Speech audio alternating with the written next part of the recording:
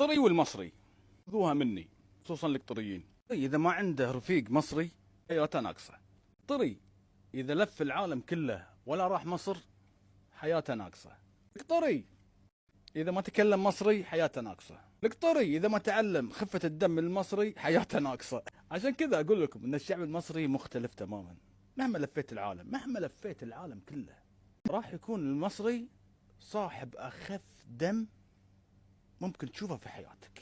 لو واحد في مصر نكدي ودمه ثقيل جاك عندك نية في الريان بيكون صاحب اخف دم. ايها القطري ارضى بالامر الواقع، خل عندك صديق مصري. لازم تبقوا عارفين ان اللجان الالكترونيه زي ما بتصرف على الفيديوهات السلبيه عشان تحقق مئات الملايين، بتصرف برضو كتير جدا علشان الفيديوهات دي ما توصلش للشعوب. الله العظيم اللي بده يحكي على الشعب المصري ايامه سودا. اطيب شعب خلقه رب العالمين واحن شعب. يا اخي دخيل ربهم بيعشقوا الغريب وبيعاملوه بطريقة كتير حلوة، لك بيعاملوه كأنه ابن بلده أكتر وأزيد. وبتمرق برمضان معلم، أقسم بالله مصر بتحسها محمية من رب العالمين. أرض اللي احتموا فيها الصحابة، اللي انذكرت في القرآن 5 مرات. ستنا هاجر مصرية. انتو بتعرفوا شو معنات مصر؟ مصر اللي مستعدة تطعمي العالم كله، بس لو جاعت ما حدا راح يقدر يطعميها. مصر اللي حمت العرب.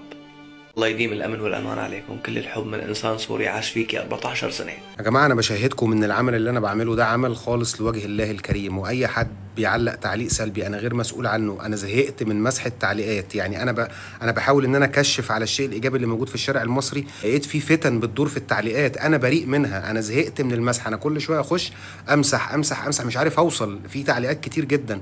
انا بريء من كل التعليقات السلبيه، وماليش اي علاقه بنشر التعليقات السلبيه، وماليش اي علاقه باللجان الممنهجه اللي قاصده ان هي تشعل نار الفتن حقيقي ما بين الشعوب العربيه وبعضها. وداعا مصر، وداعا لاجمل رحله قضيناها. ان شاء الله استفراغ فرجيات اكثر. سلام يا مصر. انا مش هقول لك شارك ولا اعمل ريبوست ولا اوري الناس. اللي عنده ضمير كده كده هيتحرك لوحده. لو عجبك النوع ده من المحتوى ومش ناوي تعلق عندي تعليقات سلبيه تثير نار الفتن ما بين الشعوب العربيه، اعمل فولو واستناني في فيديو جديد. سلام.